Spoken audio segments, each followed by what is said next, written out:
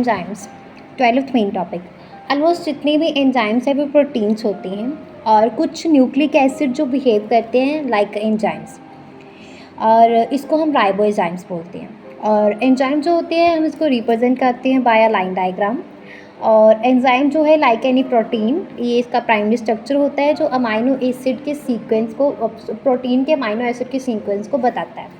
और एंजाइम जो है ये प्रोटीन की तरह, एनी प्रोटीन की तरह सेकेंडरी और टर्शियरी स्ट्रक्चर भी हो सकते हैं। हमने देखा था टर्शियरी स्ट्रक्चर में कि जो बैकबोन होती है प्रोटीन चेन की वो फोल्ड हो जाती है अपने आप, और चेन जो होती है वो क्रिस क्रॉस हो जाती है अपने आप, है ना। और बहुत सारी उसमें पॉकेट्स बनती हैं और उन पॉकेट को हम क्या बोलते हैं, एक्टिव साइट बोलते हैं।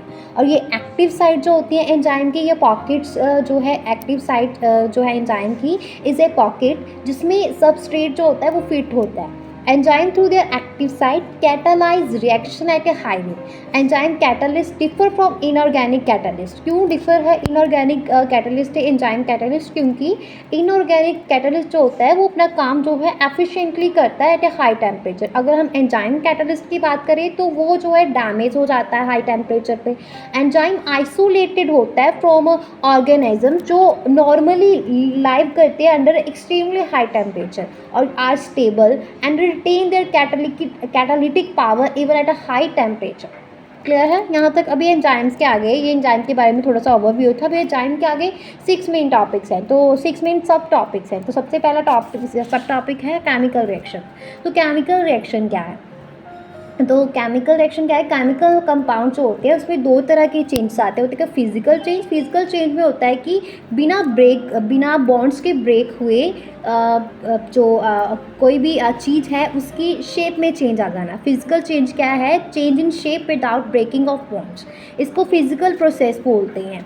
और जैसे अनदर फिजिकल प्रोसेस क्या है? Change in state of matter. जैसे आइस जो है मेल्ट हो जाती है पानी में, फिर जो पानी है वो क्या होता है, वेपर बन जाता है। ये एक फिजिकल प्रोसेस है। और जब बॉन्ड्स टूटते हैं, नया बॉन्ड बनता है, कैसे? ट्रांसफॉर्मेशन से, उसको हम केमिकल रिएक्शन बोलते हैं। जैसे केमिकल रिएक्शन भी दो तरह की बताई गई है, इनऑर्गेनिक केमिकल रिएक्शन और ऑर्गेनिक। बेरियम हाइड्रोक्साइड और सल्फ्यूरिक एसिड की रिएक्शन जिसमें बेरियम सल्फेट और पानी बनता है वो एक इनऑर्गेनिक रिएक्शन है।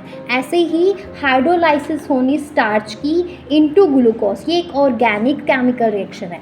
और कोई भी रिएक्शन है केमिकल और फिजिकल, इसका रेट ऑफ ए फिजिकल और chemical processes refer to the amount of product per unit time, है ना। रेट पी ओवर टी, है ना, rate equals to P over T. और रेट जो है ये हम इसको वेलोसिटी भी कह सकते हैं अगर ये डायरेक्शन बताए स्पेसिफाइड। और rate of physical and chemical processes जो है इन्फ्लुएंस्ड होता है by temperature among other factors. और जनरल रूल ऑफ थंब जो होता है वो इज़ दैट कि रेट डबल होता है और डिक्रीज होता है by half for every 10 degree Celsius change in either direction. Catalyst reaction जो होती है ना वो प्रोसीड होती है at rates vastly higher than that of uncatalysed one.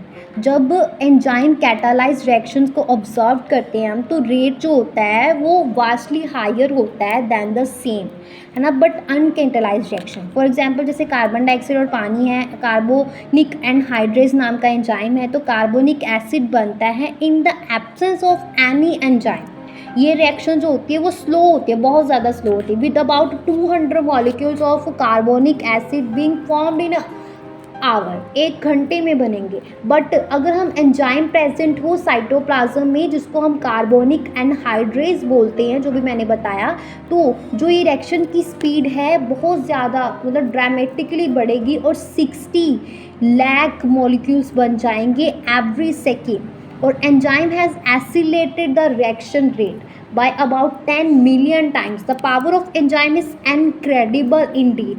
और thousand of type of enzyme जो है ईच कैटालाइज्ड यूनिक केमिकल और metabolic reaction, multi step chemical reaction, जब ईच ऑफ स्टेप जो है कैटालाइज्ड होता है बाय सेम एंजाइम कम्प्लेक्स और डिफरेंट एंजाइम्स को मेटाबॉलिक पाथवे बोलते हैं। फॉर एग्जांपल ग्लूकोज से 2 पायरुविक एसिड बनता है ना, इस एक्चुअली क्या है कि मेटाबॉलिक पाथवे है जिसमें ग्लूकोज जो है क्या बन जाता है, पायरुविक एसिड बन जाता है through 10 different enzyme catalysed metabolic reaction.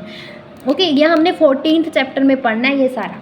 Okay. इसके बाद मैं और बता देती हूँ कुछ आपको कि जैसे आप माने कि यू शुड नो दैट कि this very metabolic pathway with 1 और 2 एडिशनल रिएक्शंस, है ना, 1 और 2 additional reaction give rise to variety of metabolic end products in our skeletal muscle. हमारी under anaerobic conditions lactic acid is formed, है ना। Under normal aerobic condition में क्या होता है, पायरुविक एसिड बनता है। ईस्ट में क्या होता है, फर्मेंटेशन के दौरान सेम पाथवे लीड करता है किसको, प्रोडक्शन ऑफ इथेनॉल को, अल्कोहल को।